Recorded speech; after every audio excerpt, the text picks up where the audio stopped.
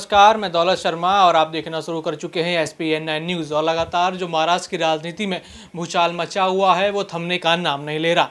यहाँ एक तरफ अजीत पवार लगातार जो है शरद पवार पर निशाना साध रहे हैं, वहाँ शरद पवार लगातार कह रहे हैं कि जो विधायक अजीत पवार के पास हैं हम उनको अयोग्य साबित करके रहेंगे। लेकिन इस बीच चर्चा उठ रही है कि क्या जब शरद पवार से यहाँ पर NCP छीन चुकी है, उनको राष्ट्रीय अध्यक्ष पद से भी हटा दिया गया है, तो क्या अब उनको रिटायरमेंट ले लेनी चाहिए? क्योंकि उनके भतीजे ही कह रहे हैं कि अब आपको रिटायरमेंट लेनी चाहिए और NCP का भार जो है हमें सौंप देना चाहिए। आपको बता दें कि NCP का भार इससे पहले सुप्रिया सुले और प्रफुल्ल पटेल को सौंपा गया था, लेकिन अजीत पवार ने जब NCP के दो फाड़ करके मुख्यमंत्री की शपथ ली और NDA में शामिल हो गए, तभी से ही NCP के दो चेहरे बन गए थे, एक शरद पवार और एक अजीत पवार। लेकिन उसको भी जो है अजीत पवार ने छीन लिया। अपने विधायकों के साथ मीटिंग करी और उन्होंने NCP के राष्ट्रीय अध्यक्ष पद से यहाँ पे शरद पवार को हटा दिया और खुद वो अध्यक्ष बन गए। तो देखा जाए तो यहाँ तो अब सुप्रिया सुले के हाथ में NCP है और ना ही शरद पवार के हाथ में NCP है। और लगातार कहा जा रहा है कि अब उनका समय खत्म हो चुका है, शरद पवार को अब रिटायरमेंट लेके आराम से घर पर बैठ जाना चाहिए। लेकिन इसके ऊपर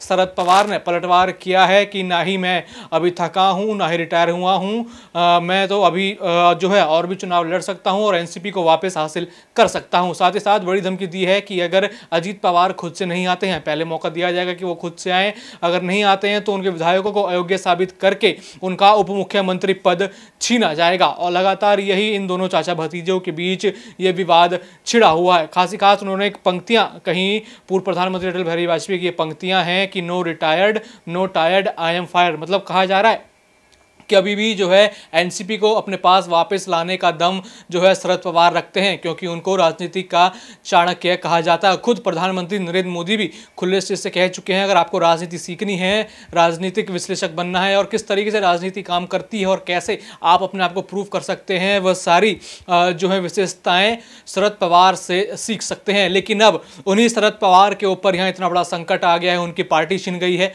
उनके विधायक छीन गए हैं, जिसके लिए वे लगातार यहाँ पर अपने भतीजे से लड़ते हुए भी नजर आ रहे हैं। और अब देखना होगा कि आखिर क्या होगा इस महाराष्ट्र की राजनीति में। क्या शरद पवार वापस NCP ले पाएंगे और अपने विधायक बचा पाएंगे? क्योंकि रणनीति यहां 2024 की बननी है।